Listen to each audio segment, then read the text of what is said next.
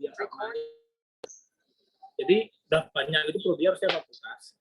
Cuman brand aja sih. Brand karena kayak masa sukses. Kalau di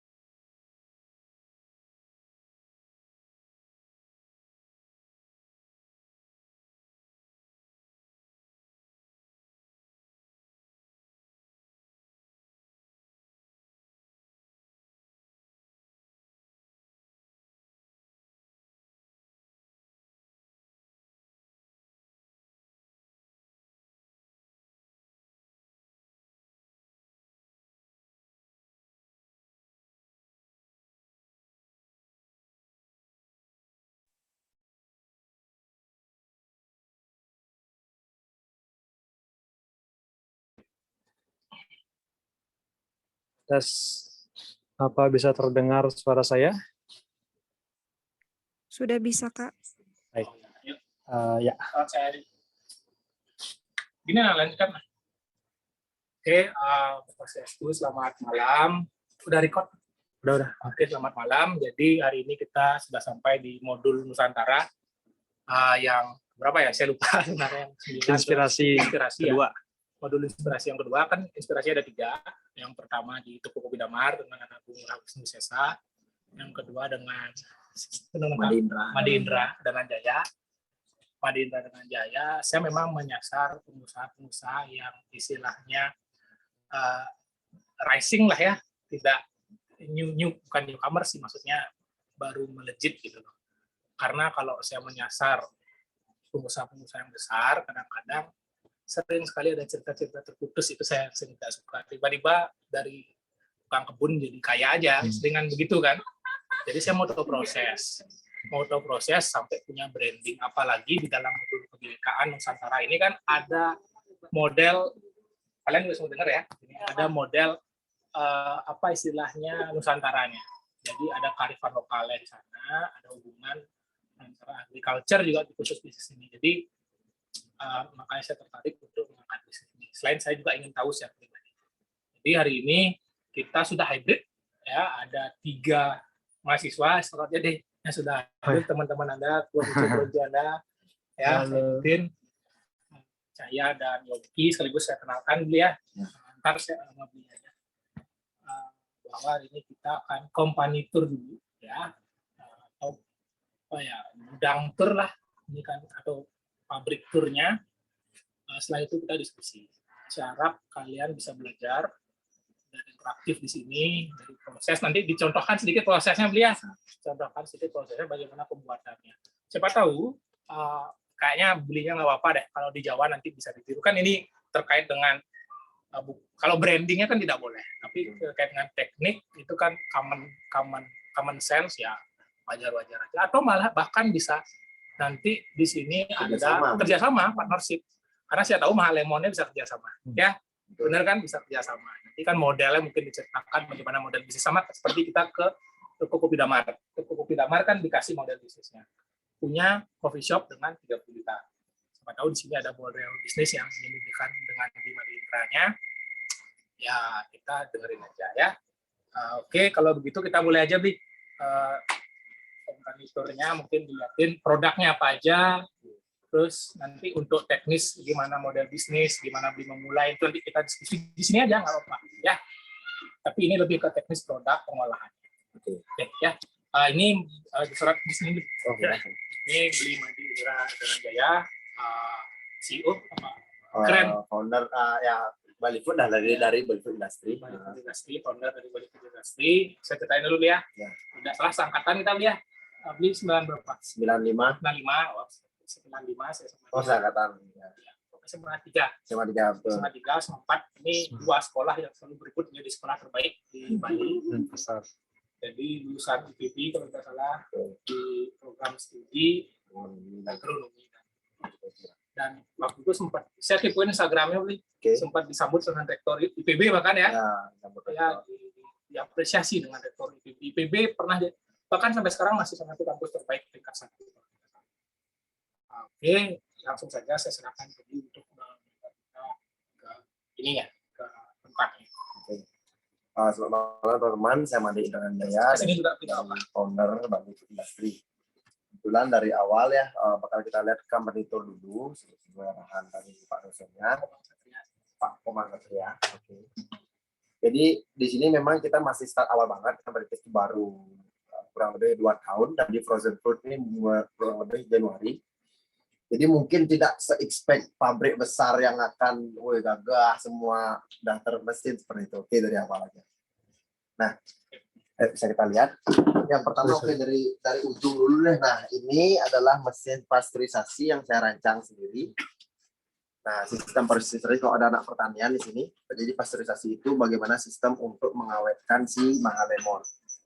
Jadi bagaimana mengawetkan produk cairan, produk susu ataupun produk-produk selai yang berbentuk cairan bisa diawetkan dengan mesin ini. Cara kerjanya sangat simpel sekali karena bakteri itu mati di suhu 70 di atas 70 derajat. Jadi di atas 70 derajat itu kita naikkan suhu di angka 75 sampai 80 derajat, kita tahan selama 5 menit. Setelah itu baru kita dinginkan ke suhu sekitar 30 derajat untuk langsung di-filling. Jadi di sini ada 2 keran. Bisa dilihat di sini ada bagian luar, ini bagian dalamnya. Ada 2 bagian. Jadi yang akan kita awetkan kita taruh di sini, yang kita akan di luar ini adalah air untuk mendinginkan. Kenapa seperti itu? Ketika kita misalkan kan memanaskan nih, ketika kita dipanaskan, kalau misalkan dia nunggu biar dia bisa di-filling ke botol kan lama tuh. Jadi karena agar cepat itu kita masukkan air es di pinggir ini. Jadi suhunya akan menurun dengan cepat. Karena kalau misalkan suhunya diturunkan dengan lambat akan terjadi lagi bakteri lagi, ada bakteri heat resistant yang akan timbul. Itu suhu sekitar 40 sampai 60 itu bakal ada bakteri heat resistant. Yang dimasukkan ke sini apa buah? Yang ini sari lemon. Jadi sari lemon yang dimasukkan ke sini. Jadi dipanaskan, kita hitung suhunya. Nah, jadi ini untuk filling ke botolnya. Ya, kalau ini untuk filling ke untuk mengeluarkan air dingin yang ini gitu. Nah, ini kan ada 2 nih. Jadi prinsip sederhana ini karena kalau kita misalkan beli sendiri dia harga alatnya yang spiral pasteurisasi itu sampai puluhan sampai ratusan juta. Jadi karena namanya kita UMKM ya, tapi tahu inti teori dasarnya lah. Kalau teori dasarnya kita bisa buat alat sendiri, bukan saya buat sih, maksudnya di tukang las, tapi desainnya dari saya seperti itu. Ya, ini untuk mengawetkan misalkan. Ini berarti jeruk dicari sarinya, diperes dulu, betul, baru masuk sini. Ya. Hanya jeruk aja atau sejauh ini produknya masih lemon, tapi semua produk, contoh susu atau sekarang yang lagi hype apa kopi, atau misalkan jus buah atau apapun bisa diawetkan sini. Bentuk cairan, selai juga bisa. Tapi kalau selai nanti lubang filling diperbesar. Ini untuk mesin pasteurisasi. Jadi kalau dari produk Maha Lemon sendiri, saya jelasin dulu ada 2 produk. Kita ada 2 produk. Ya. Ada 2 produk, ada yang namanya Maha Lemon, ini sari lemon murni. Saya lihat sendiri. Jadi kan sasaran saya itu kemarin kenapa membuat sari lemon terlalu banyaknya di supermarket itu kan semua lemon impor. Jadi di lemon impor itu ketika kita akan bersaing untuk dari lemon lokal, orang itu udah kalah karena lemon itu dia perlu penurunan suhu biar dia menjadi kuning gitu loh. Jadi ketika dia makanya lemon dari impor luar negeri itu bagus, kulitnya kan kuning ya. Saya bisa kasih lihat lemonnya. Saya lihat sini. Jadi ini ada beberapa contoh lemon lokal. Ini dari Mahal Lemon dulu ya produknya. Hmm. Nah, jadi ini lemon lokal ini kita bisa lihat ini sama aja lemon, cuman kan kadang orang tuh lihat, waduh, ini kok burik gitu loh, nggak kuning full gitu karena kan lemon padahal intinya sama aja.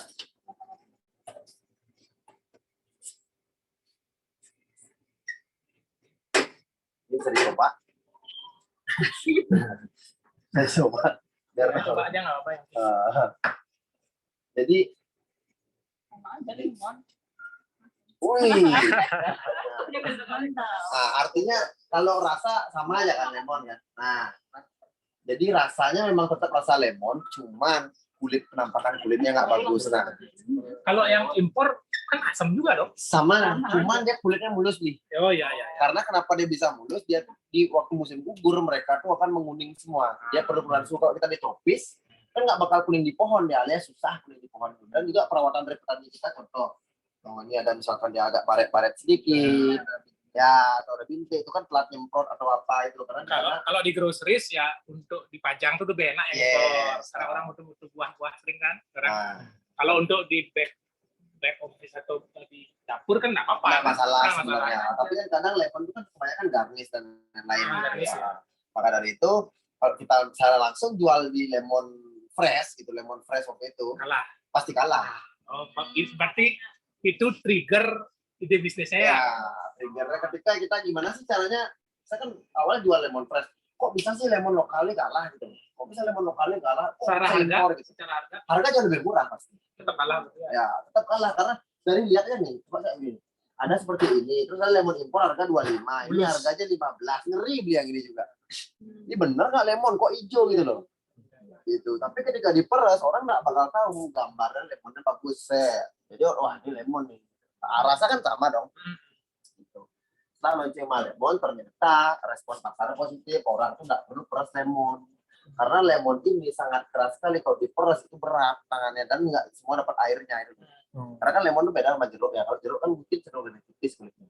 Ini kan sangat tebal sekali, jadi ketika dia pakai Mahal Lemon ini, dia cuma perlu 2 sendok makan campur segelas air, langsung dia konsumsi pagi sama malam hari. Misalkan ada yang mau diet atau dia mau campuran minuman, atau untuk restoran itu dia mau jadi campuran untuk di bar atau apa, atau dia campuran untuk bikin bakery, kue dan lain-lain, itu langsung bisa gitu. Berarti untuk sumbernya bukan untuk diminum langsung ya? Bukan. Jadi memang 2 sendok makan aja. Jadi memang sari lemon murni. Nah, dari kita peras ini dengan ada di alat saya lihat di sana masih alat jadi setelah diperas ini cuma dipasteurisasi seperti itu. Itulah tujuannya kalau misalkan kita mau empowering lokal farmer lah bilang ya, pertanian lokal kita ya kita kan nggak bisa cuma harus ayo dong pakai produk lokal sedangkan kita tuh nggak ada pergerakan apa gitu loh. Nah dari sana dari kita lihat masalah itu lah, nggak bisa kayak gini terus, sedangkan yang mau impor masuk terus gitu. Ya gimana petani kita mau kaya kalau itu terus? Nah kita buatlah akhirnya keluar sari lemon ini. Ada banyak varietas sebenarnya, ada 5, tapi 2 saya stop. Ada bunga telang dan kelor, itu mungkin agak orang tuh agak belum biasa ya sebenarnya ya, tapi yang madu sama yang jahe ada ya, jadi campur madu dan campur sari jahe. Yang madu sama jahe campuran lemon juga ya, berarti Mahal Lemon madu jahe ya paling 30% aja, 30% yang madu ini yang madu, jadi 30% madu, jadi 70%-nya sari lemon. Oh, yang itu ada rasa sari jahe, jadi pedas dia. Jadi kan kadang ada buat lemon jahe hangat itu loh pagi-pagi. Kan ya namanya kalau orang-orang udah ngerti-ngerti tahu kesehatan, kadang kalau itu kan kebanyakan orang-orang gym, orang diet itu mereka udah ngerti sari lemon, karena nggak perlu edukasi, mereka udah beli.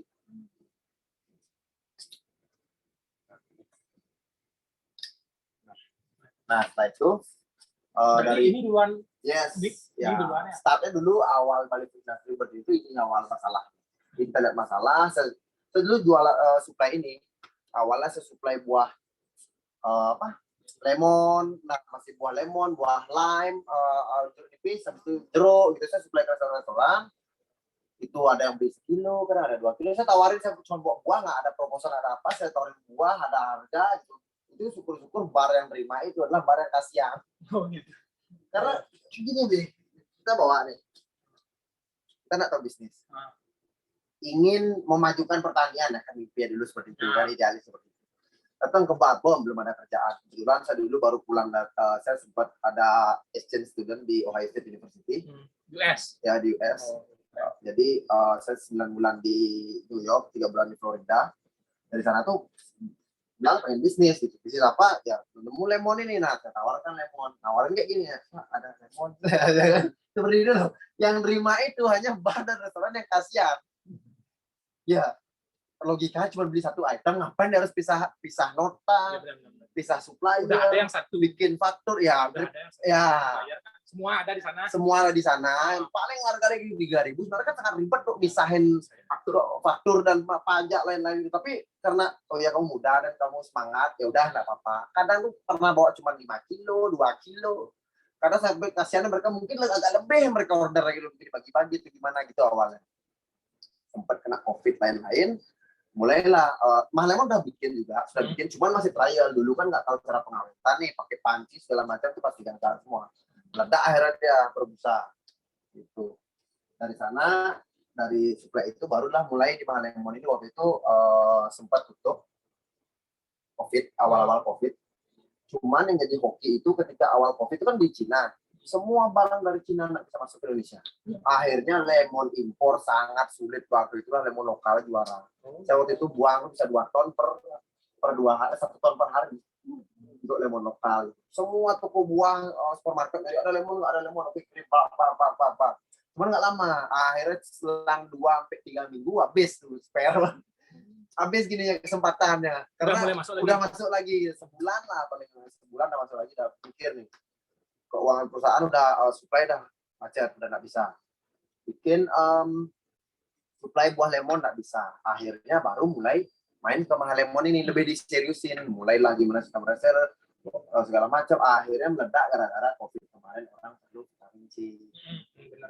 Awal-awal orang kan latah jualan, semua pengen jualan, tapi nggak semua orang punya produk. Nah akhirnya buat reseller pelang itu meledak di sana. Ya sistemnya, cara buatnya sederhana sekali, ayo kita lihat. Jadi ini adalah mesin dari awal kita. Jadi modalnya dulu itu 10 kilo lemon dan ini alat-alat ini cuma 500.000. Jadi ini yang kita buat dulu sari lemonnya dengan ini. Merasnya itu bayangin ini kita bisa per 1 ton pakai kayak gini berapa lama waktu? Berapa orang, Bro? Paling 2-3 orang. 1 ton meras gini gitu. 1 ton terus. Jadi setiap hari itu gini tuh, kadang kalau nggak biasa tuh kalau sakit tangan semua. Kadang ada lemon kan keras kulitnya, kadang ada agak kecil tuh keras banget. Oh memang nge-gym di sini ibu-ibu. Nah di sini tuh kebanyakan juga pekerja tuh ibu-ibu sekitar, kan banyak di PHK juga, ibu-ibu rumah tangga yang sambil ngurus anak, jadi anaknya kesini juga gitu loh. Karena mereka tuh nggak bisa juga kerja kantoran karena kan ngurus anak sekarang, jadi anaknya bisa main di sini, main lemon lah apa terserah mereka, mau main wifi gitu loh. Jadi itu ibu-ibu kerja ini. Nah langsung mesinnya ini ada mesin. Nah kita lihat ini. Ini sebenarnya ada mesin pemeras lemon kapasitas 300 kilo per jam. Ini dia. Nah ini.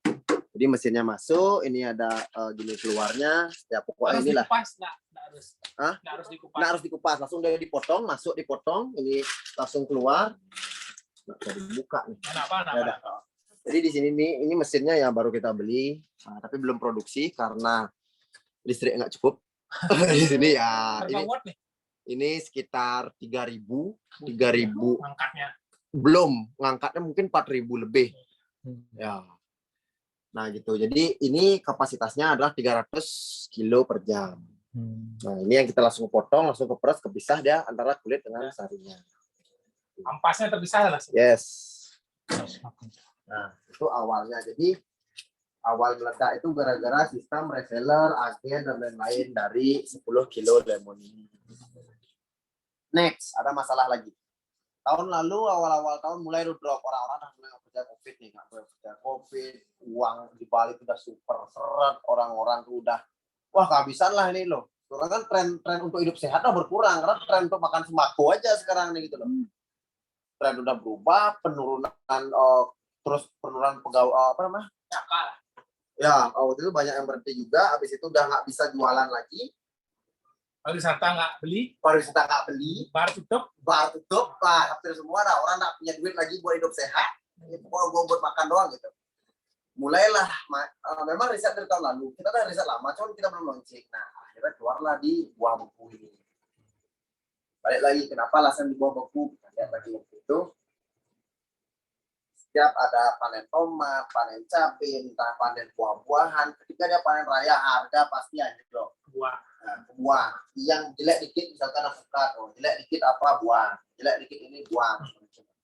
Itu yang kita nggak mau. Akhirnya ketika panen raya ini apa sebenarnya solusinya? Saya dulu waktu di Amerika itu saya lihat di Amerika sana dia itu tanam itu komoditasnya ada paling besar itu ada alpukat, yang kedua ada sunkist atau orange, yang ketiga mereka ada beri-berian, yang keempat mereka ada tomat itu rata-rata greenhouse. Mereka tuh nanam tuh jutaan hektar, satu kebunnya itu minimal dia punya 2000 hektar, dan nggak pernah saya lihat cerita dia tuh ada panen raya harga buah murah, nggak ada cerita mereka itu. Karena mereka komplit punya. Ketika mereka misalkan dia punya greenhouse tomat, greenhouse tomat ini akan bekerjasama dengan supermarket, dengan pabrik, dengan ABC. Ketika dia misalkan fresh kita jual langsung ke supermarket, panen raya lagi kebanyakan dia jual pabrik. Jadi industri sangat penting gitu loh.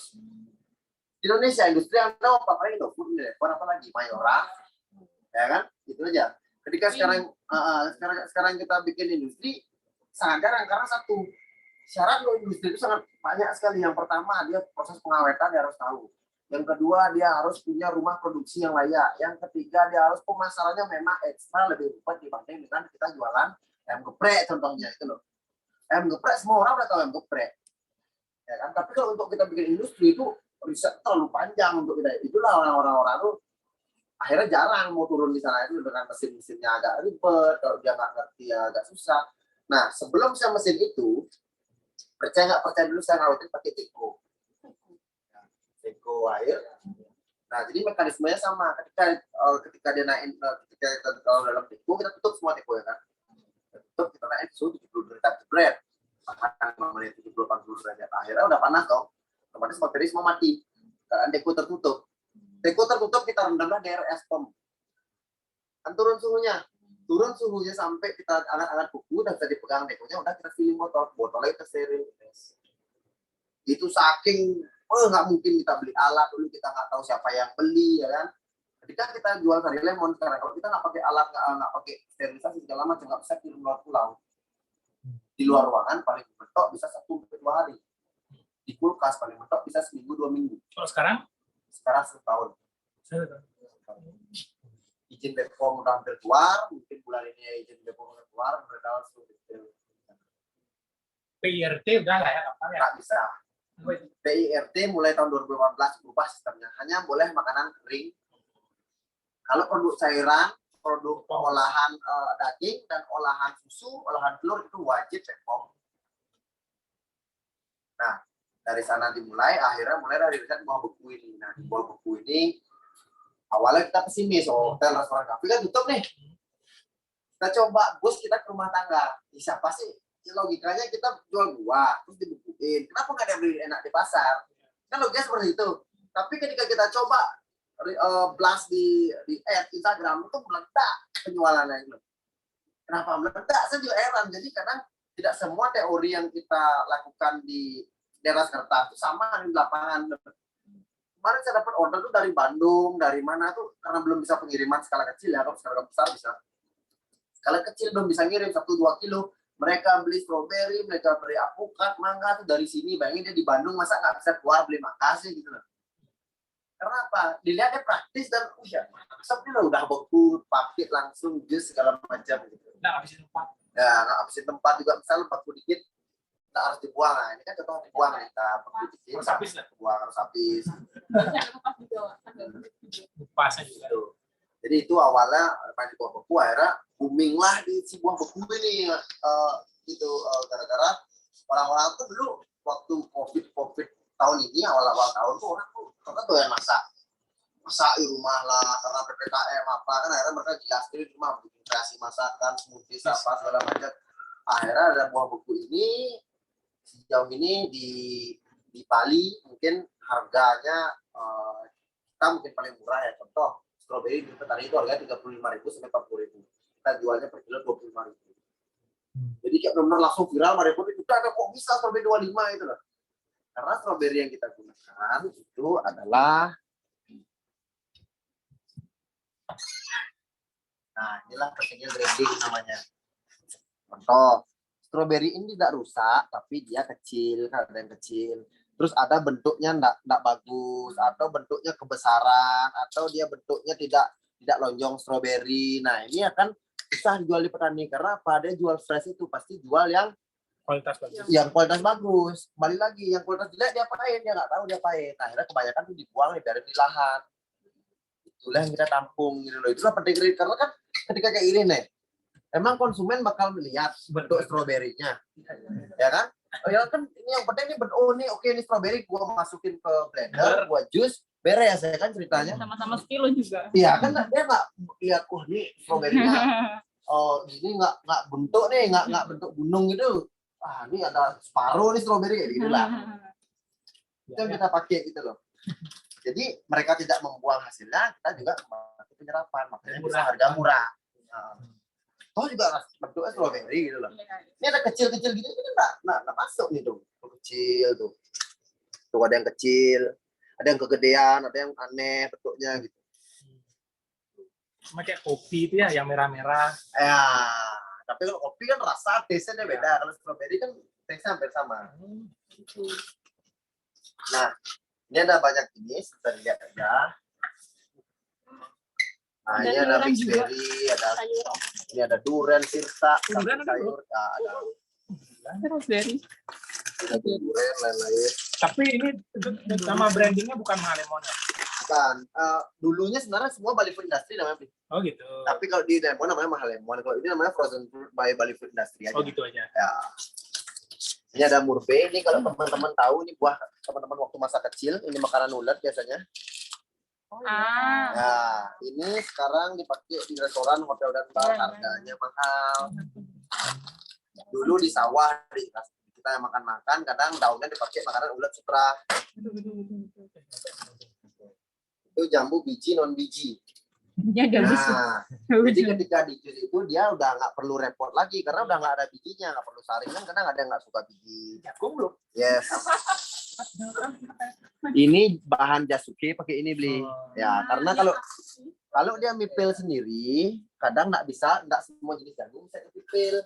Makanya ini bisa jagungan terpipil gitu loh. Tapi kalau jagung kita beli jagung manis, kita mipil sendiri, pasti kita motong, akhirnya pasti kepotong separuh deh jagungnya, nggak rapi. Cuman beberapa varietas jagung yang bisa dipipil dan dia manis gitu loh. Jadi itu yang orang nggak tahu kadang-kadang. Jadi daripada dia beli jagung, oke, berapa harga jagung? Sekilo jagung itu minimal 5.000. Sekilo jagung untuk bikin 1 kilo jagung ini minimal ya 5 sampai 6 kilo. Terus kalau ini berapa? Ini cuma harga 20.000 gitu. Sekilo.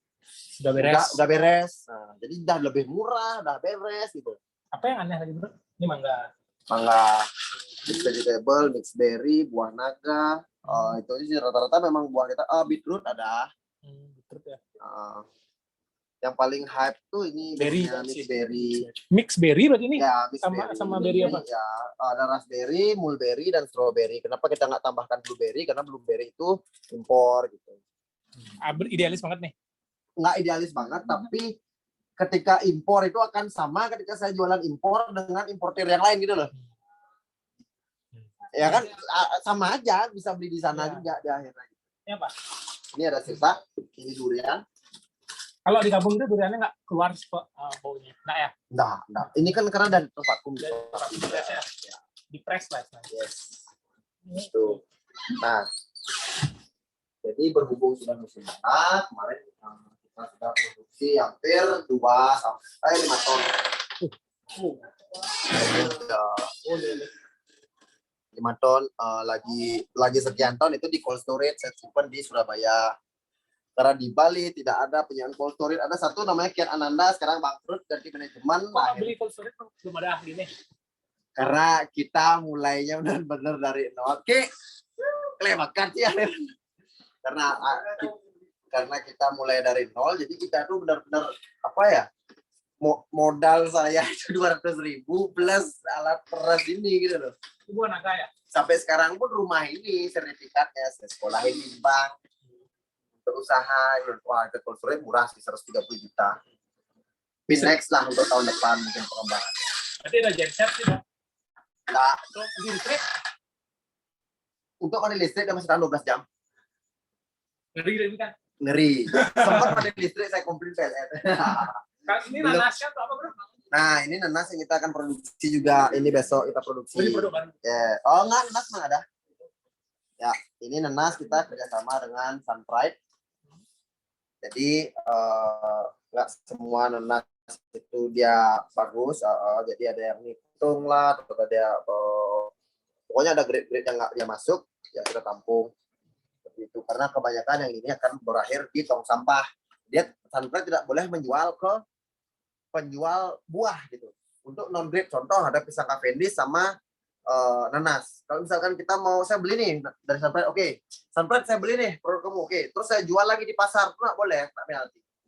Hanya boleh dibagi sebagai olahan gitu loh. Ya. Terus olahan karena ketika olahan dia akan meminimalisir namanya food waste mereka. Tapi kalau dijual langsung, kita kan saingan sama Sunpride karena dia kasih harga lebih murah. Gitu. Dia nggak boleh beli kalau nggak punya lisensi pengolahan. Gitu. Jadi beberapa buah ini kita datangkan dari Bali dan juga dari Jawa. Berry-berryan nggak ada di Bali. Ada pun di Bali harga super mahal.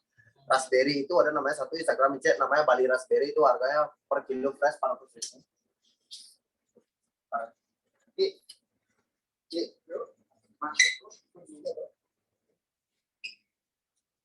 Nah, selain itu juga ini untuk produk frozen di Bali Food Industry sendiri juga kita nggak cuman bergerak di bidang ini kan bilang pengolahan frozen, kita juga punya kebun. Mitra tani kita sampai saat ini sekitar ada 15 hektar. Hari Minggu ini kita akan ada gathering kebun di Puron Cafe. Jadi sebelum mitra tani kita tuh di seluruh Bali ada dari Negara, ada dari Jembrana, Beleleng dan lain-lain.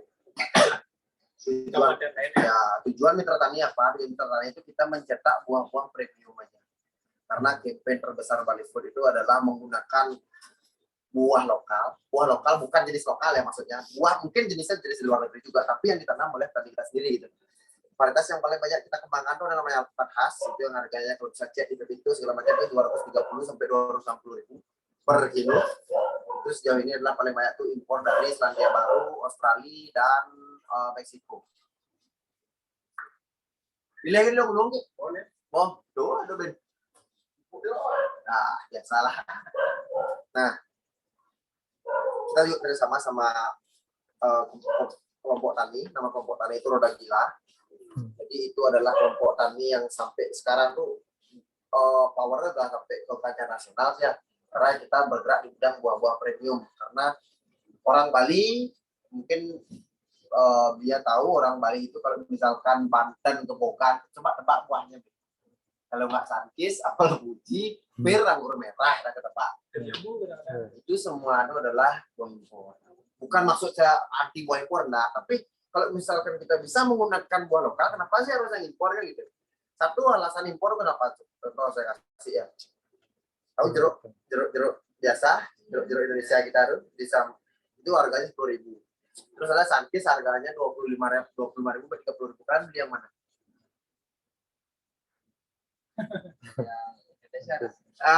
Pasti beli yang sankis kok, ya kan? Udah pasti enak. Kalau itu kan kadang lagi asam, lagi kurang manis gitu loh ya. Kadang nggak berasa air gitu. Ya ada quality controlnya sana. Satu dari jenis mereka beda. Kita nggak bisa maksa nanam sankis ya sih ya. Nanam sankis, nanam apel fuji, nah ini kita nggak bisa paksa karena memang beda iklim. Tapi yang kita bisa push adalah buah-buah yang bisa kita tanam di sini. Gitu. Alpukat kita bisa. Alpukat itu Meksiko itu dia 6 jutaan hektar. Dia baru bisa mencukupi kebutuhan alpukat di Amerika itu hanya 40%. Coba dicek datanya 40-60% dari kebutuhan ada peluang untuk ekspor dia. Jauh. Sejauh ini yang bisa diekspor hanya jenis khas. Karena kenapa jenis khas? Jenis khas itu dia tahan lama. Nah, contoh mumpung ada alpukat. Ini contoh alpukat lokal ya. Ketika dia ini matang baru 3 hari lalu. Matang 3 hari lalu, 2 hari 3 hari lalu langsung busuk dia. 3 hari lalu warnanya masih bagus. Masih bagus. busuk atasnya doang. Sekarang udah busuk semua itu. Daya tahan dia nggak kuat. Kenapa? Dia kulit tipis. Apakah jenis West East Indian yang bilang mentega itu kulit tipis? Kalau khas kulitnya lebih tebal berkerut. Jadi ketika dia matang dia bisa ditahan seminggu sampai 2 minggu. Dan ketika kita tidak mau mematangkan khas ini, kita bisa tahan mereka di suhu 8 let's say kalau saya lupa ya, coba dicek lagi minus 4 sampai 8 derajat. Kalau dia ditahan di tempat dingin, dia tidak akan matang selama 6 bulan. Jadi ketika dia mau diekspor, baru kita atur dengan gas etilen, oh mau matang berapa lama nih? Oke, bulan depan matang, pop. Berapa kadar etilennya, kita masukin ke ruangan gas, packing, langsung kirim ke negara bagian. Sampai sana udah langsung dia naik ke makan. Itu jadi bukan khas. Itulah kenapa bisa diekspor. Di kelompok tani, untuk kelompok tani sendiri, kita nama buat khas saat ini sudah ada 300 hektar di Bali. Di kabupaten apa? Di Bangli paling banyak, di Bangli kita mani Plago itu paling banyak alpukat khas. Nah, dari di Roda Gila itu nanti 50% akan diekspor. Untuk kuota dari Bali Food Industry dapat cuma 10% untuk penyerapannya. Di mitra tani juga kita sendiri punya mitra tani sendiri yang kita konsisten itu nanti ke depannya adalah durian musangking yang dari kebanyakan dari itu dari Malaysia kebanyakan. Takol ya? Ya, musangking itu memang enak. Suka makan durian kan? Misalkan kalau durian itu kan makan 1-2 udah enak ya. Musangking nih sebungkus 1 biji pun dia nggak enak gitu loh. Emang enak dia. Alpukat khas pun gitu. Kalau ini alpukatnya mungkin agak hambar. Kalau pernah makan alpukat yang mahal tuh dia sekali telan dulu langsung lengket di mulut terus ada aftertaste asin kalau khas. Kalau buah naga yang kita kembangkan udah buah naga kuning Palora itu harganya sekarang 350.000 sampai 500.000 per kilo. Jadi di buah naga kuning ini memang asalnya dari Meksiko juga. Dalamnya putih, luarnya kuning, rasanya manis, enak nggak kayak buah naga yang hambar. Yang merahnya kan kadang hambar. Nah, kita juga ada mangga, kita ada mangga red ivory, ada mangga cokanan. Jadi semua list-list itu jeruk juga kita pakai jeruk RGL. Kenapa jeruk RGL? Jeruk RGL itu salah satu-satunya jeruk di Indonesia yang bisa diekspor cuma RGL. Daya tahan dia tinggi, rasa dia persis santis, ukuran dia besar, tapi petaninya masih paling banyak di Bengkulu yang isi di Sunrise. Nah itu yang buah-buah tersebut itu adalah kampanye kita dalam jangka waktu besar, baru start dari tahun lalu. Berharap nanti 3-5 tahun ke depan Bali sudah jadi sentra buah-buah premium. Jadi di Bali Food sendiri juga mitra tani itu mereka yang mengeluarkan modal, mereka yang mengurus dan merawat, kita membantu untuk misalkan teori budidayanya, tapi pembelian 100% wajib dibeli dan kita wajib menyerap dari Bali Food Industry seperti itu. Jadi itulah sampai sekarang nextnya beberapa supermarket sudah sebelum kita masuk supermarket, ternyata supermarket itu sudah melihat dari Bali Food Industry sendiri. Dia kemarin itu saya beberapa masuk itu saya udah tahu kok ini, saya nunggu Bali Food masuk, ngajuin aja ke sini. Jadi kita udah masuk. Tapi nunggu BPOM berarti? Sudah, nah untuk izin frozen fruit harus izinnya Kementerian Pertanian ke PSAT. Kenapa tidak BPOM? Karena tidak ada penambahan bahan lain dan dia bukan produk cairan. Contoh, ini buah beku ini sama aja seperti buah biasa gitu loh. Ini buah biasa kan ada ya tidak ada penambahan zat lain, tidak ada perubahan bentuk dan lain-lain. Jadi izin dia adalah PSAT. Izin sudah keluar. Sudah. Baru keluar, baru 2 minggu ya, baru 2 minggu 3 minggu lagi. Jadi udah siap untuk masuk ke minimarket lah ya? Sudah masuk. Yang Tiara sudah masuk, Bintang Ubud sudah masuk, habis itu Arif Mikro masuk, terus ada di Sanur, apa namanya? Dan lagi belum? Dan lagi besok. Ya besok penawaran. Keren. Tuh. Keren lagi kebetulan CS dari dulu. JM-nya orang IPB satu, yang satunya lagi JM-nya istrinya orang IPB gitu. Reuni ya akhirnya sama JM. Akhirnya jaringan. Ya. Gitu. Yuk, diskusi ya. Ya, itu aja.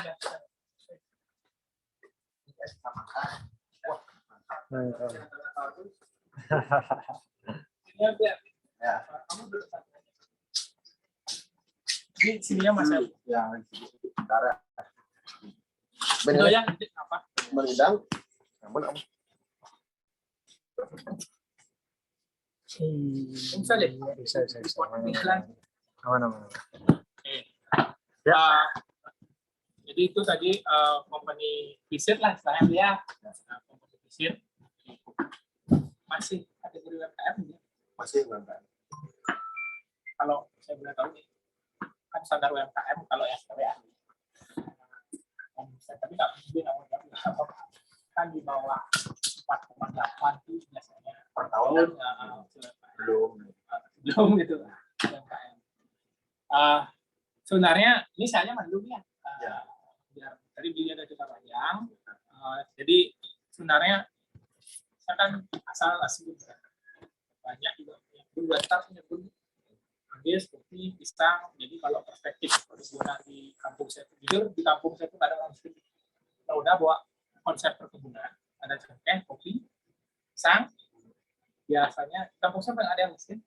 Beras miskin itu ada ngambil, karena memang yang saya tahu pisang itu kan tumpang sari pisang. Pisang itu bulanan, dapat dia 5.000, 6.000 di 2 hektar itu, mungkin dapatlah bulanan 2-3 juta. Tapi nanti tahunannya kopi ngantem, 2 tahunannya cengkeh ngantem. Karena manggis buah. Jadi kadang-kadang di kampung saya malah orangnya berlomba-lomba untuk menanam dan tapi cuman ya ada generasi. Jadi itu yang jadi pemikiran saya. Beli kan pernah ke US nih, kita lihat apa istilahnya farmer lah, tukang itu apa istilahnya, tani itu farmer ya. Kalau yang saya tahu kan konsep pertanian di Indonesia ini ada kesalahan gitu.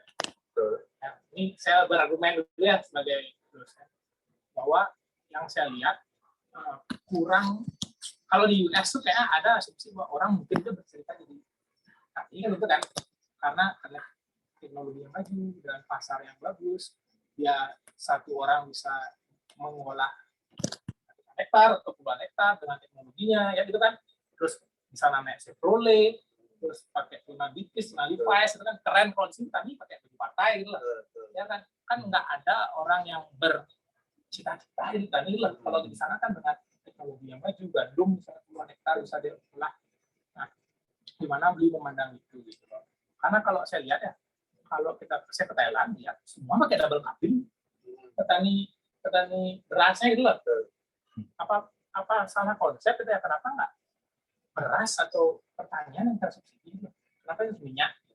Kalau saya kan lumayan punya orangnya, kalau saya sekarang beli bensin punya 3 mobil, berapa sih minta subsidi dari pemerintah kan gitu loh, kayak di per liter yang 4.000 setiap bulan, siap beli 500 liter gitu ya kan. Sedangkan kalau beras kan orang miskin orang kaya makannya sama. Apa ada kesalahan konsep pertanyaan kita nih? Jawab ya. Nah ini paling sering ditanyakan dan paling memang gimana sih di sana, kenapa di sini? Oke. Kenapa di sana bisa lahannya itu kemarin tuh berapa ya? 30 hektar tuh garapan 3 orang. Jadi 10 hektar per orang. Kok di sini 10 hektar per orang? Mati lah. Nggak bisa. Kenapa nggak bisa? Kenapa saya bilang sana bisa? Sebelum dia tuh buka lahan, dia tuh pakai alat berat, dozer segala macam, payloader atau dia ekskavator, dia buat lurus dulu barang. Dia buat apa? Lahan kita di Indonesia kan walaupun dia lahannya lagi naik, turun orang biarin gitu loh, karena wah sana kok nggak ada uang, saya nggak ada uang loh buat ngeratain lahan. Di sana lahan diratain. Itu yang pertama. Yang kedua, ketika lahan diratakan, dia punya varietas yang jelas akan ditanam. Contoh varietas itu apa? Kalau misalkan saya bilang lagi, kalau tanam alpukat biasa itu satu banyak tusuk, terkenal tua, rasa tidak enak, produktivitas tidak jelas, itu yang salah gitu. Karena dari bibit pun kita tidak ada riset yang bagus untuk jenis bibit gitu loh. Kita harus, sedangkan pemerintah itu punya aturan bahwa kita tidak boleh mengimpor plasma nutfah dari luar negeri. Dalam artian apa? Kita misalkan mereka ada jenis bagus nih, durian OC atau apa namanya, atau khas atau anggur Mundrok, kita nggak bisa beli bibit mereka, kita beli 1 juta pohon nggak bisa, karena ada peraturan pemerintah yang melarang itu saya nggak tahu sampai sekarang tuh peraturannya. Akhirnya di sana. Tapi secara kontur bisa nih? Bisa. Sebenarnya ya, jadi contoh ada mame sapote, ada black sapote, jenis mangga kan bisa, ada mangga di Meksiko itu bagus, kita nggak bisa. Alpukat hasilnya adalah apa, introduksi, dan di bawahnya atau gimana, di bawahnya dengan cara mencuri address-nya. Mencuri address, dia bawa batangnya di pesawat, tes lewat pesawat, ya alpukat dia sambung plak. Nah, teknologi okulasi kan disambungkan, akhirnya tumbuh itu. Nah, itulah jadi alpukat tadi, perbanyak yang address-nya. Kita nggak bisa, karena kita nggak bisa, memang ada satu memang dari pemerintah memang ada aturan. Nah, ketika kita menggunakan varietas yang jelas, satu lahan hanya untuk memang fokus di sana. Iya. Ya, contoh sekarang lahan Indonesia. Oh, ini ada kelapa. Samping kelapa, aduh Pak, biar isi pisang. Isi mangga lagi dikit di bawahnya. Kalau bisa isi jahe lagi isi jagung. Kalau bisa ubi lagi bawahnya. Orang lah, pokoknya biar penuh gitu loh. Akhirnya apa? Jarak tanamnya dah ngaco, pengendalian gulmanya susah. Gulma dulu buat dia itu susah. Habis itu mau pupuk yang mana dipupuk duluan bingung gitu loh. Karena nggak jelas nih. Nah, kalau di sana rapi, oke. Contoh UHDP namanya Ultra High Density Planting untuk alpukat. Dia jarak lebar tuh 4 meter. Tapi jarak antar teman dia 1,5 meter antar alpukat. Itu mepet ya. Lewat. Alpukat di sana nggak boleh lebih dari 3,5-4 meter. Kenapa nggak boleh lebih? Karena kalau lebih, contoh mangga bisa saya lihat mangga nih, pohon mangga saya segini. Kalian manen satu mangga berapa waktu yang diperlukan? Ben menit. Belum lagi agak muda, aduh males panen lagi nih. Langsung aja potong yang muda nih. Nah, akhirnya tidak terbentuk ininya. Apa namanya? Kualitas yang bagus itu loh. Mau kecil mau besar potong kabel pokoknya daripada aku naik lagi ke atas. Gitu. Kalau dia memang pendek pohonnya, dia tinggal lewat mobilnya ngeng. Oh yang mana bagus ya udah petik ngeng. Bisa sependek itu sebenarnya? Hah? Sependek orang berdiri bisa? Bisa. Semua bisa diatur. Jenis mangganya apa? Nah, semua mangga buah ini bisa. Aroma manis pun bisa. Teknik nanamnya berarti? Ya, teknik nanam UHDP namanya, maka Ultra High Density Planting itu dia mepet nanamnya. Akarnya nggak gede? Akarnya nggak gede, tapi unsur hara dia pas. Kenapa dia bisa pas suaranya? Kita di Indonesia kan pupuk, aduh, aku karung. Pokoknya agak satu genggam lah. Satu genggam kan bias. Mungkin satu genggam ini 100 gram, mungkin ini 98 gram, mungkin ini 70 gram kan bias. Kalau di sana semua pakai drip irigasi. Terukur lah. Ya kan? Jadi satu tong besar isi selang-selang itu dia netes langsung aduk segitu udah pas sempurna. Oke, tinggal netes dia akar tel beres. Kan tenaga kerja cuma apa? Cuma ngidupin mesin tap. Nah, penyiraman juga gitu, ada sensor hujan. Kalau ada hujan, kena sensornya, nggak hidup ya. Itu udah kering, nggak ada hujan, itu sensornya keluar dari air setiap ya, produknya berapa ada tuh. Ada kok teknologi sini, cuma kita belum ada yang pakai. Habis itu lahannya luas. Habis itu misalkan ada rumput beli, kalau tumbuh rumput gimana? Nah, bayangannya.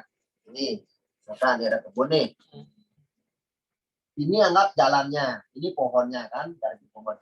Ini kan berderet nih pohonnya. Nah, di sekitar pohon ini, ketika di musim gugur, semua daun di luar negeri itu kan rontok. Daun yang rontok ini dikumpulin ke satu lapangan besar, semua tuh ngumpulin daun khusus daun sana. Tahun depan ini apa?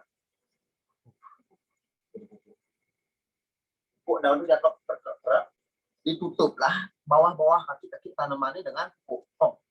Akhirnya apa yang terjadi? Rumput tidak tumbuh. Kenapa tumbuh? Coba kalian lihat nih, ada rumput nih. Kalian kubur pakai apa? Pakai pasir kayak atau pakai puing bangunan, itu nggak rumputnya. Pakai kompos mah. Satu di area tanaman udah nggak tumbuh rumput. Aman dong, nggak ada perburuan saudara. Di jalanan pakai apa? Gampang, langsung mobil rumput lewatnya, bres atau pakai roda bisa. Roda itu racun rumput, nggak ada kerjaan lagi. Kalau kita satu persatu gali, dan tanahnya berantakan, yang mana dipupuk bingung, di sini tumbuh rumput lagi, di sini kurang pupuk, sini kurang air, agak jauh dikit malas manennya, gitu loh. Nah, ketika dia semua bisa dikontrol, suara dikontrol jadi semakin mirip. Hama mudah dikontrol semakin mirip. Setelah itu pupuk mudah dapatkan semakin mirip lagi. Akhirnya itu yang terbentuk dia cuma perlu buruk untuk panen harus tenaga manusia. Karena itu kan branding nih, yang mana yang udah Jadi lepasan nggak? ya, ada yang lepasan. Misalnya musim fall paling banyak 10 lepasan. Nah, ketika itu terjadi, kos mereka tuh percaya harga bukan di sana sama di situ hampir sama, gila kan? Harga makanan di Amerika sama makanan di sini sama. Jangan kira di sana beras mahal atau bahan makanan mahal ya. Bahan makanan murah tapi makan di restoran mahal. Kenapa? Tenaga kerja. Nah, di Meksiko harga alpukat khas itu per biji dari petani itu 30 sampai 70 ribu untuk standar ekspor. Kalau kita tanam alpukat hasil tanam alpukat di sini dapat harga 20.000 aja per hektar, ini bisa 1,5 miliar Potensi itu banyak. potensinya. Satu pohon 1 hektar bisa 300 pohon. Tak bisa kita tanam di kampung saya, cabut semua kopi saya, nggak dikasih. Bukan saya kan udah pengalaman Oh, kembali.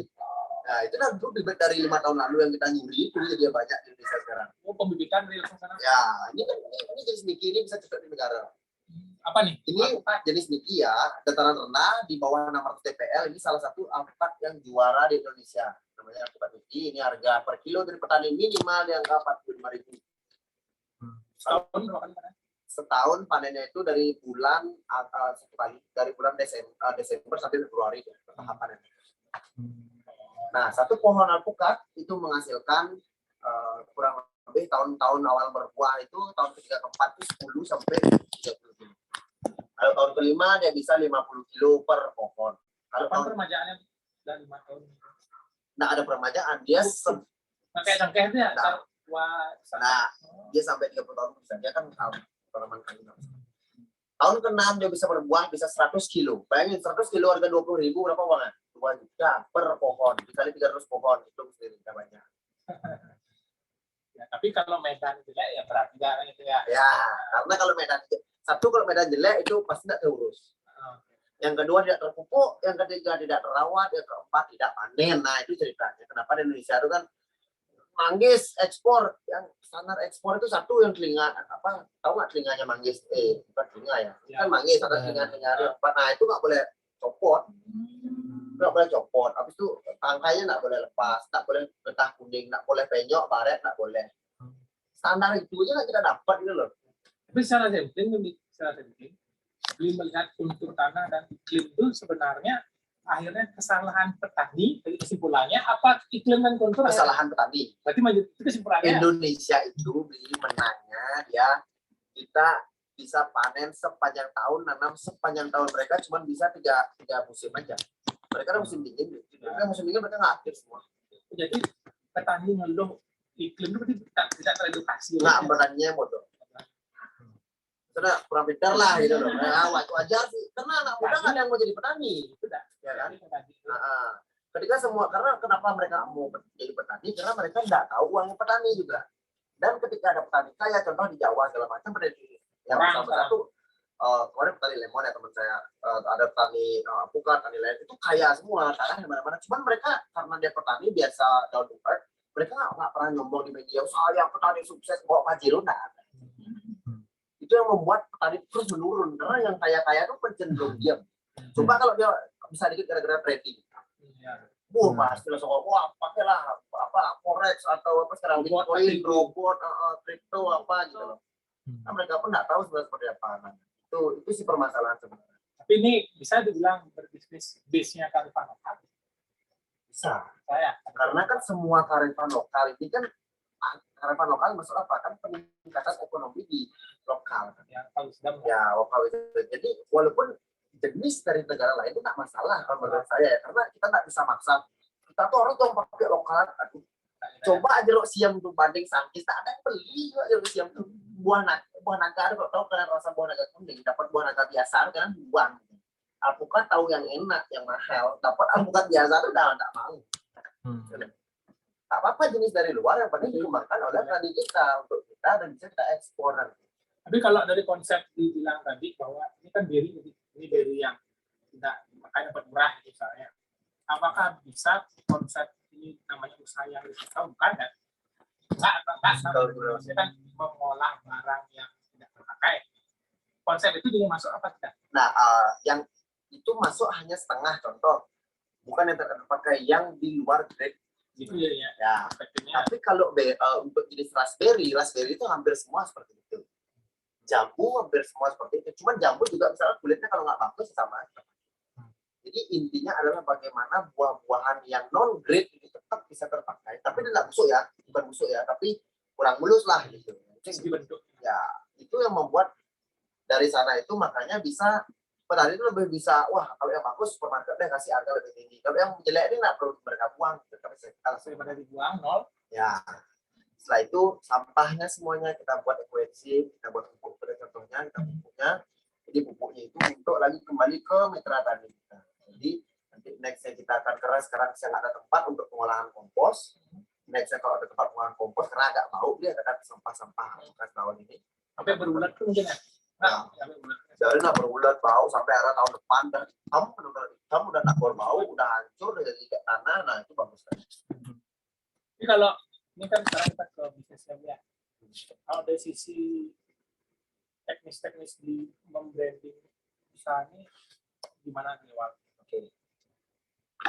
Positioningnya apakah menempatkan ya. ke kalangan atau Percaya nggak percaya sampai sekarang pun industri itu nggak pernah endorse terus berbayar. Kita nggak pernah endorse selebgram berbayar, selebgram itu tetap harus beli. Tapi kalau teman-teman dan itu gratis. Saya maksudnya bukan mendewakan yang apa kok endorse selebgram nah. Jadi penempatan posisi itu di balik itu ketika kalian berbisnis yang paling cepat naik itu ketika kalian mencari solusi dari setiap masalah. Contoh kita Facebook deh, apa Tesla atau apa sih itu kan menjawab masalah. Bayangkan dari Facebook dan Instagram itu dan dari Google juga berapa pengusaha dilahirkan dari berapa orang yang tergantungan. Contoh Shopee, berapa pengusaha yang lahir gara-gara Shopee, ya kan, Tokped dan lain-lain. Ketika kita menyelesaikan masalah di suatu negara atau di lingkungan masyarakat, kita bisa menyelesaikan suatu masalah itu nggak perlu kita branding banyak orang. Beda dengan gaya hidup contoh kalau misalnya let's say kopi atau apa itu kan memang perlu branding tempat lain-lain ada visit restoran. Kalau memang kita fokusnya untuk menyelesaikan masalah yang ada di masyarakat itu jauh lebih gampang untuk berbisnis. Oh jadi perspektifnya gini ya. Kalau yang kopi itu kan bukan perspektif menyelesaikan masalah kayak coffee. Kalau lebih bisnis ke apa ya gaya hidup lah. Euforia lah. Euforia. Kalau bisnis yang core-nya adalah problem solving, pasti cari. Betul. Kayak Gojek. Ya. Orang kalau bingung nih sekarang mau naik apa, ya. Jadi nggak perlu sebenarnya brandingnya itu hanya ke kualitas produk aja, khawatir ke kualitas produk aja ya kan. Karena akhirnya kan terus bilang bahwa bisnis yang terbaik kan bisa memanfaatkan masalah orang problem solving. Oh, orang bingung dari buahnya. Nah, itu jadinya kan. Nah, setelah itu karena kita udah tahu diterima pasar, nah di sana baru mungkin untuk pengenalan produk lebih luas saja. Jadi ketika dia tahu awareness-nya tahu, dapat brand dari awareness itu, brand awareness lebih gampang untuk closing-nya. Daripada kita kalau misalkan bisnis jual mobil gitu mungkin agak susah juga kan. Ini loh fasilitas gini. Terus seperti ini sangat gampang sekali. Mereka nggak perlu kasih tahu udah. Oh ini lebih praktis loh gitu. Terus langkah-langkah setelahnya apa ada badan usaha? Tahun depan mungkin kita karena lumayan banyak sekali yang ingin masuk investasi ya, cuman kita masih hold. Kenapa? Karena ya namanya kita juga masih pengembangan. Jadi boleh lah saya bantu kan basic hukum. Ya. Mana caranya menangkal? Banyak. Soalnya kan kayak yang punya matahari deh, hari dan awan. Akhirnya kan banyak ya punya. Betul. Ya kan biasanya dari modal kalah. Akhirnya turun modalnya valuasinya. Jadi kadang-kadang hati-hati juga kan mau investor. Nah, dan itu juga dari balik juga dari batu, dari biji-bijinya, bukan kan kita tanam bijinya tanam kita sambung dengan jenis kita jadi bibit lagi. Jadi semua kita tanam. Tapi rencananya badan usaha PT tahun depan mungkin tahun depan kenapa PT akan banyak ada kerjasama dengan beberapa retail dan kita sementara go nasional untuk tahun depan. Kenapa go nasional? Itu ada perlu 3 tahap. Yang satu namanya mesin IGF. Dari frozen, jadi mesin itu langsung lewat sekali semprot beku blak. Jadi tekstur nggak ada berubah, kita nggak perlu vakum lagi, mereka sudah terbungkus dengan lapisan es, mereka tidak akan mencoklatkan. Apukat kan nggak coklatnya, apukat pisang kok dijamin kena udara, kalau tak udara oksidasi kan harus coklat. bikin gudang berarti. Iya, nextnya di pabrik besar. Nah di sana baru kita bakal ada pabrik yang ada truk punya dan juga cold storage kapasitas mungkin let's say 10 ton. Dari sana skala nasional dulu, dari skala nasional tersebut baru nanti skala ekspor. Sekarang ini deh, jadi mahasiswanya sekarang ya. Mungkin ada yang mau dikomentari. Nggak usah bertanya soalnya yang mau di. Dan Riong Timo ada komentar. Pertanian di daerahmu gimana? Perkenalan dulu biar saya tahu. Kenalkan nama saya Yongki Mawana, saya asalnya dari Lampung. Cuman saya kuliah di Institut Stelio Jakarta. Jurusan ilmu administrasi publik. Ini orang ini lintas ilmu. Kami publik progres. Kalau untuk di kampus sendiri mayoritasnya petani juga ya. Bahkan berbagai macam tanaman di sana ada. Bahkan kalau kita nanam apa aja di sana pasti tumbuh. Lampungnya Lampu. Jadi tanaman. Nah, benar yang dikatakan sama Mas tadi, petani itu bodoh. Benar, petani itu bodoh, tidak bisa memanfaatkan tumbuhan itu menjadi yang berkualitas. Nah, salah satunya lagi ada satu jadi kesulitan yang sulit itu perintah. Ketika bibit dari luar negeri itu lebih bagus, tapi tidak bisa masuk ke Indonesia. Masih maksa bibit lokal. Gitu. Jadi ketika kita mau ekspor keluar, itu tidak punya kualitas bagus. Terus kalau saya lihat dari usahanya Mas ini, ketika di situ ada peluang, Mas punya kesempatan. Ketika kemarin kan adanya COVID, di situ pasti Masnya punya pikir ini peluang yang besar, kan? Kayak yang buat lemon tadi. Nah, kalau ketika ada peluang, kita harus punya kesempatan. kalau modelnya nggak siapa tahu bisa kayak gini. Nah, ya. Bisnis modelnya. Jadi bisnis modelnya Dari seller atau apa? sampai sejauh ini sih kalau sebelum masuk retail itu masih di sistemnya agen, reseller dan distributor. Cuman gua ini karena banyak banget, karena kan awal-awal ini teman yang pengen ya, aduh, coba gua dong mau distribusi Jakarta, akhirnya Jakarta itu dia bisa jual sampai 100 kilo per hari, 150 sampai 100 kilo per hari itu bisa untung bersih ya, 500.000 sampai 1 juta per hari. Tapi berhenti, gara-gara apa? Gara-gara mager. Gitu lah kata, karena teman tidak diikat dengan kontrak dan lain itu jadi kacau ya loh. Apalagi karena Jakarta kan beda duit sama di sini mata uang. Selalu lebih gila-gilaan orang jualan. Jadi ada. Jadi maksud saya kalau ada orang pengen, ini kan belum ke arah yang itu. Sampai saat ini kan masih orang ingin ikut misalnya berpartnership, agen itu ada masih satu. Masih banyak banget loh. Kita masih sampai saat ini kita belum merapihkan banget ya. Jadi terbuka lebar banget kalau mau jualan reseller. Kita nggak pernah matok minimal order berapa. Hanya saja cuman pembelian cash saja di kita gitu. Beli putus lah dia. Ya beli putus. Jadi kita nggak ribet yang harus punya apa-apa. Ya. Tapi untuk mahal lemon bisa. Untuk buat frozen itu wajib memang ada freezer. Nah, jadi ada modal freezer dulu. Setelah modal freezer kita harus sekarang ini baru kita rancang ada pengumpulan database. Selain itu modal tuh under 10 juta udah bisa mulai gitu. Untuk konsep bisnis untuk pengembangannya. Memang membuka cabang di Bandung sendiri. Tapi kalau untuk distributor itu memang agak berat karena kita mungkin di modal di angka di under 300 juta lah baru bisa untuk distributor. Malemon showcase dia cukup ya? Malemon di ruang itu cukup. Mungkin nanti tercaya ada yang komentari.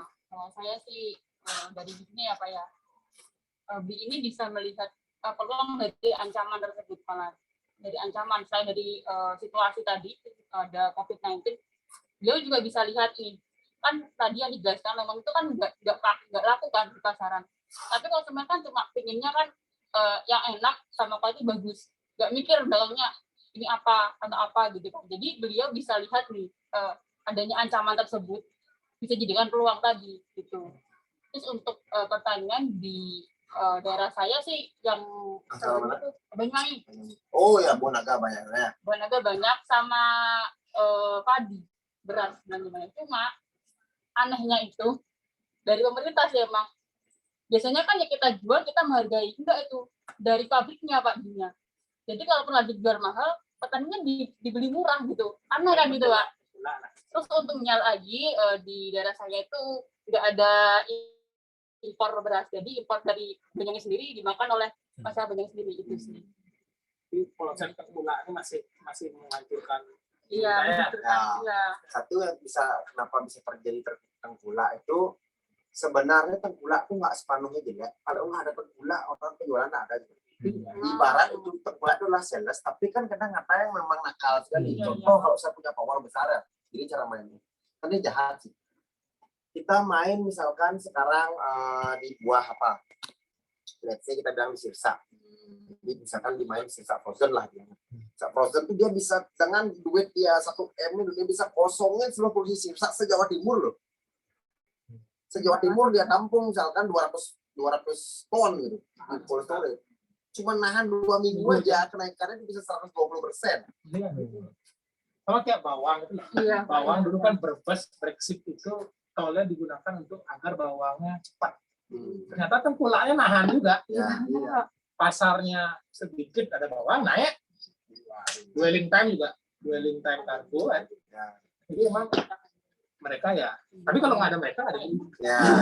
Jadi itu yang membuat sebenarnya nakal yang bisa mengantisipasi itu adalah free market. Free market itu jadi memang dari petani itu dia juga memiliki produk, balik lagi produk yang bagus. Setiap produk yang bagus tuh bayarnya terus beli berebut kok. Kamu berapa? Oh murah di sana. Oke, ada bayar lain. Benar nggak? Tapi kalau misalkan apukat jenisnya sama, bentuk-bentuk sama, cepat busuknya sama, ya orang pasti tergulak yang main. Kalau besar buang. Misalnya kita produk kita bagus, bakal ada banyak tengkulak. Nah, ketika ada banyak tengkulak ini di sana mereka bisa main harga. Karena semuanya banyak. Jadi, oh berapa? 9.000. Oke. Aduh, udah dibeli 25.000 nih. Oke, 9.000. Datang lagi yang lain, 10.000. Aduh, aku berani 12.000 karena pasti dijual 25 terus naik akhirnya seperti banyak tengkulak itu. Kembali lagi kalau misal bagus, varietas bagus, jenisnya bagus, perawatan dan kualitasnya. Tengkulak itu bakal berebut. Nah, perebutan tengkulak kita cari. Cara perebutan tengkulak, ini free market ada harga itu jadi normal gitu loh, karena semua harus berani gitu. Tapi kan di sana nggak bisa Pak petani kalau jual sendiri lagi di market. Sulitnya itu karena konsumen juga mikirnya yang penting itu brand juga Pak. Nggak bisa cuma konsumsi ke petani kan bisa mikirnya udah kayak anak ini sakiran ini nggak bisa dimakan gitu. Kalau kan. padi beda konsepnya. Kalau padi itu konsepnya memang bagaimana si padi ini meminimalisasi cost produksi, karena satu cost produksi kita lebih tinggi dari Thailand. Iya Pak ya. Nah, itu kalau padi tinggi banget ya. Thailand tuh bisa ngimpor, kita tuh bisa ngekspor, kita belum bisa ekspor, cost kita jauh gitu. Karena 6 padi masih apa? Masih pakai. Iya. Satu orang punya sawah yang di sini hektar, di sini setengah, di sini lagi 2 hektar. Jadi beli traktor satu pun nanggung gitu loh. Akhirnya traktor dapat bantuan. Satu desa satu traktor bantuan itu dipakai bisa 3-4 kelompok tani, ada satu rusak, udah bingung, nggak ada yang udah ngejawab. Jadi ceritanya saya KKN Subang seperti itu ya kan, itu adalah. Mungkin ada dari konsep bisnisnya apa? Mungkin akuntansi ya. Iya akuntansi. Neraca dibaca. Iya. Angka terus dua.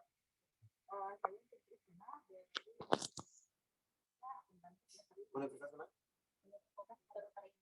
Di Bandung. Bandung mana? Bandung Botani. Buah Batu. Di Patiupur. Untuk melihat peluang sendiri ya. Itu dari buah-buahan.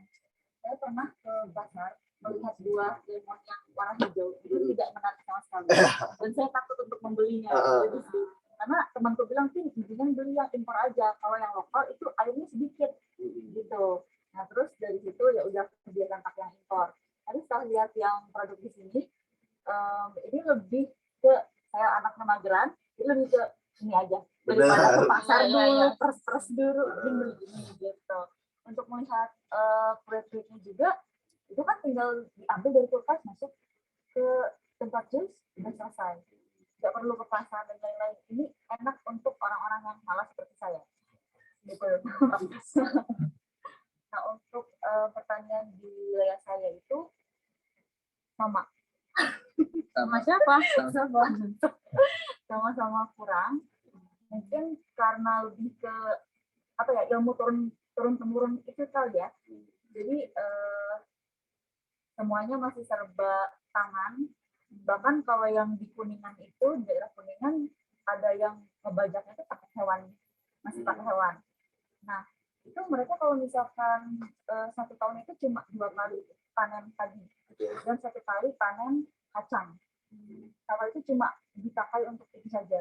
Menurutku harusnya itu ada sosialisasi agar mereka tuh bisa memaksimalkan.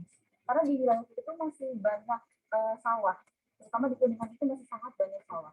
Ya Kuningan, Subang, Jawa Barat, efeknya. Iya. Nah tapi pertaniannya itu masih kurang, apalagi ya itu tadi yang nakal-nakal tuh. Nah itu tengkulak itu yang bikin meresahkan petani sebenarnya. Dan itu sebenarnya harus dibasmi, tapi kita harus bagaimana?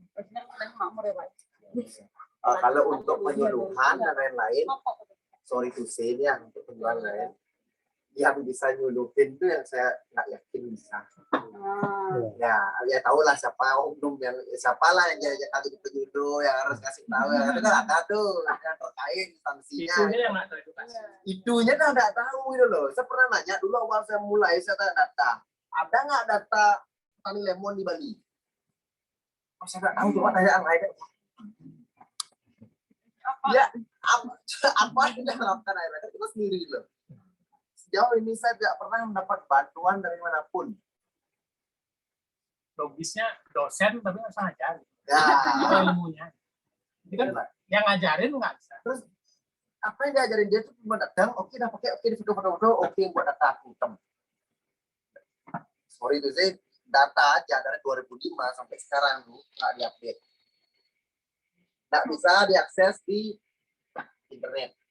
Coba kalau ada data itu aja, kalau ada data produksi, data tempat, data jenis, itu aja bisa jadi modal untuk usaha kalian. Ya kan? Oh di daerahku nih kayak ini harga segini nih, potensi baru segini, ya kan? Data nggak ada, ngerti pun mungkin enggak. Mana kita itu sih itu kan ya PR kita lah bersama untuk membenahi. Memang nggak bisa ya saya mulai sekarang itu makanya di mitra tani itu semua saya jelasin gimana pengolahan pupuk lain-lain ya nanti memang hasilnya produktif tapi kok hasilnya sudah bagus kita contoh yang mereka yang datang mereka yang belajar ya kita disuruh untuk bagus. Di ini ada nggak di Zoom? Ada Kak Nuri dan Ada yang mau bertanya? Nuri. Sudah capean mungkin. Ada yang mau komentar lagi? Iya Pak. Ini ada Bacain kalau dia Indri. Kak Indri mau dibacakan apa mau langsung? Bacakan aja. Mungkin bisa ditulis di kolom chat ya. Ini pertanyaan atau sama seperti teman-teman ya Pak? Silakan, boleh kan ngomong? Boleh, silakan.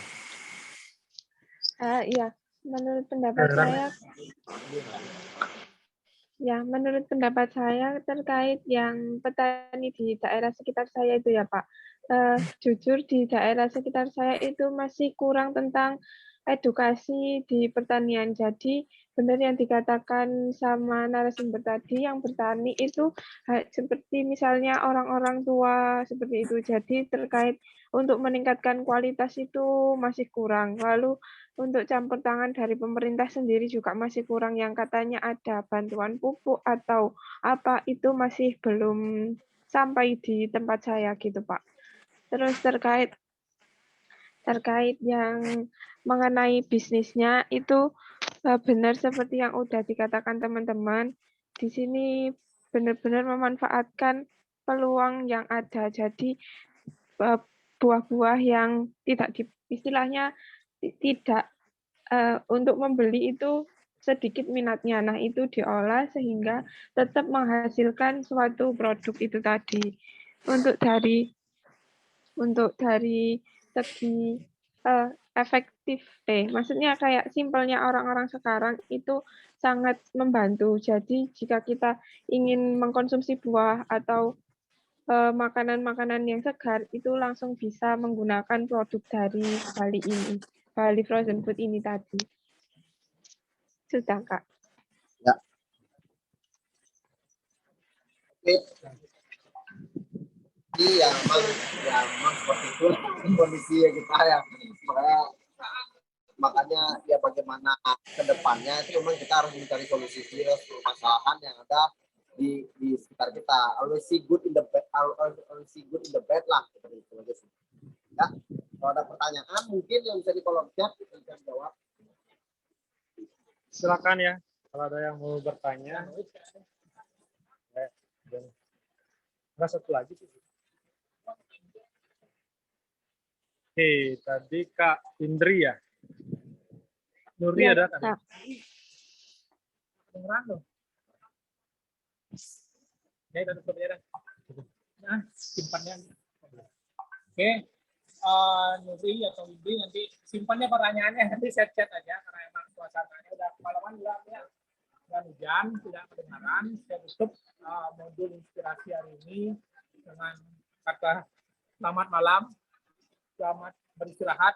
Ya adik-adik ya, selamat beristirahat ya. Sampai bertemu hari Minggu kita ke Puribut dan ke Jakarta. Makasih, nanti absennya melalui Diduda. Ya. Baik, setelah ini saya kirim absennya.